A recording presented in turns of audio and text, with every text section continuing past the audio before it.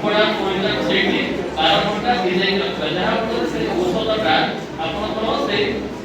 ଯୋଉ ଚେର ମାଧ୍ୟମରେ ଯେତେବେଳେ ଔଷଧ ଯିବ ପରବର୍ତ୍ତୀ ସମୟରେ ଯେତେବେଳେ ଶୁଣ ହାତ ମନୁଆ ଆସୁଛି ଏବେ ଗୋଟେ ନୂଆ ଔଷଧ ଲାଗୁଛି ଆପଣଙ୍କୁ ଦେଖନ୍ତୁ ଔଷଧ ଦି ପ୍ରକାର ଆସେ ମାନେ ଦିଟା ଜିନିଷ ଥାଏ ଗୋଟେ ଧୀରେ ଧୀରେ ଯୋଉ କୃଷି ହଉଛି ଆପଣ ଫଳ କରୁଛନ୍ତି ଇଏ କରୁଛନ୍ତି ତାକୁ ସେ ଯୋଉ ଲେୟରଟା ଫର୍ମେସନ କରିକି ଆଗ ଯେମିତି କାଦ କରୁଛନ୍ତି କିନ୍ତୁ ଯାହାକୁ ଟିକେ ଭୁଲ ରହୁଛି ଚାଷୀ ଭାଇଙ୍କ ପାଖରେ ମୁଁ ଯାହା 6-7 ବର୍ଷ ଏଠି ରହିଲିଣି ଜାଣିଲିଣି ଏ ଛାଡ଼ି ହୁଆ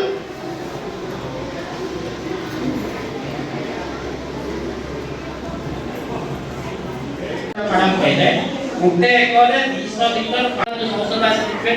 ଆପଣ ଉସ୍ତାଦ ଖାଇବା ମାନେ ସିନ୍ଥେଟିକ୍ ଖାଇବେ ସେଇଟା କ'ଣ ହବ ସେଇଟା ପଡ଼ିବ ଯଦି ପୋକ ଦେହରେ ପଡ଼ିବ ତା ଭିତରେ ତାକୁ ଇଂଲିଶରେ କହନ୍ତି ବିସର୍ଜନ ହେଇଯାଏ ଥରେ ସେ ଯଦି ରେଜିଷ୍ଟାନ୍ସ ହେଇଗଲା ଆପଣ ଯୋଉ ଔଷଧ ଦେଲେ କାଟିବ ଆଉ ଗୋଟେ ଅସୁବିଧା କ'ଣ ହୁଏ ଯଦି ଆପଣ ଭୁଲ ଔଷଧ ଆପଣ କହନ୍ତି ଆପଣଙ୍କର ଟାଇଫଏଡ୍ ରିଟର୍ନ କଲେ ଭାଇ ସିଭିୟର ହୁଏ